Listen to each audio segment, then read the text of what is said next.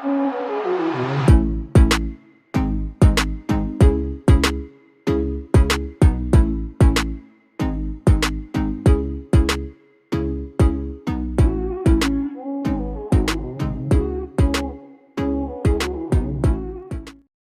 दोस्तों, स्वागत है आपका।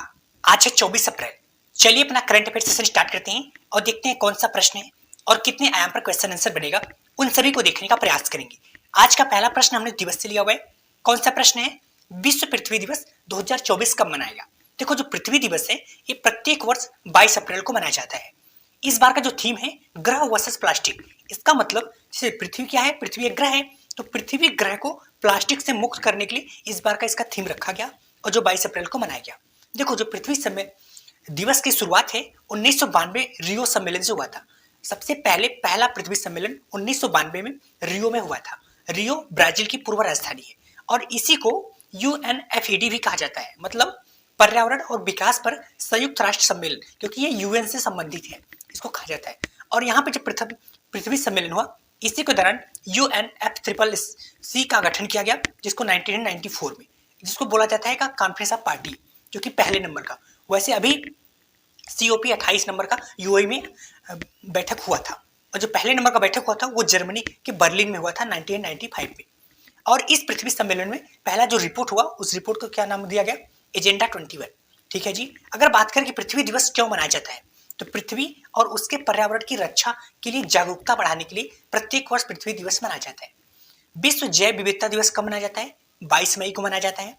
विश्व पर्यावरण दिवस कब मनाया जाता है? 5 जून को, जिसकी शुरुआत 1972 में हुआ था। चलते हैं नेक्स्ट टॉपिक पे। नेक्स्ट टॉपिक रिपोर्ट से, इसमें हमने 2 रिपोर्ट को कवर किया हुआ है। UNFPA रिपोर्ट के अनुसार भारत की जनसंख्या का अनुमान कितना है?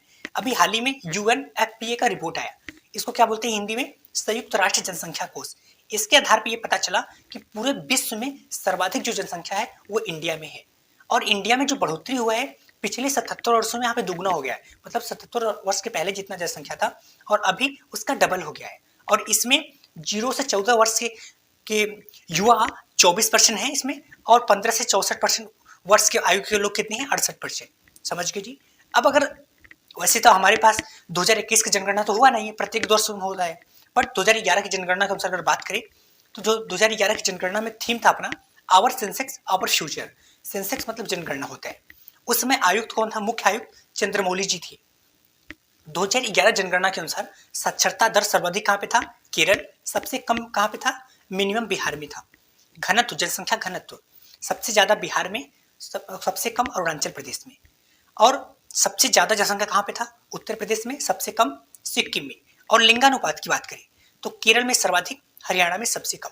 और जनसंख्या सबसे कम ऐसा कहाँ पे है, कौन सा राज्य है जहाँ पे जनसंख्या बढ़ नहीं रहा है बल्कि जनसंख्या कम हो रहा है? वो है आपका नागालैंड। ठीक है जी। ये तो एक रिपोर्ट हो गया। और अभी हाल ही में एक रिपोर्ट और भी आया, स्काई ट्रैक्स का रिपोर्ट। स्काई ट्रैक्स के अनुसार सर्वश्रेष्ठ हवाई अड्डा कौन है 2024 का?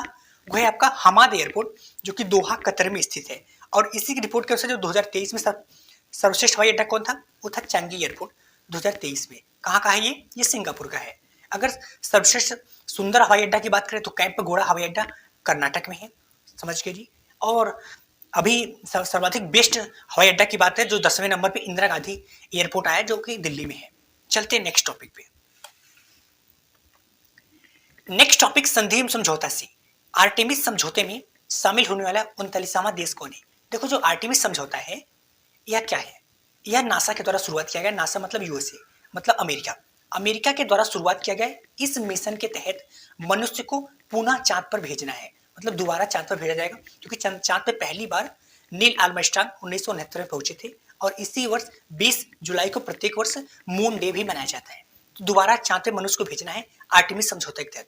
तो इस मिशन में क्या हुआ, बहुत सारे देशों को जोड़ रहे हैं, बहुत सारे देशों के वैज्ञानिकों को जोड़ रहे हैं। तो इसी क्रम में अभी 38वें क्रम में कौन से देश इसमें जुड़ा? स्वीडन। 39वां स्लोवेनिया।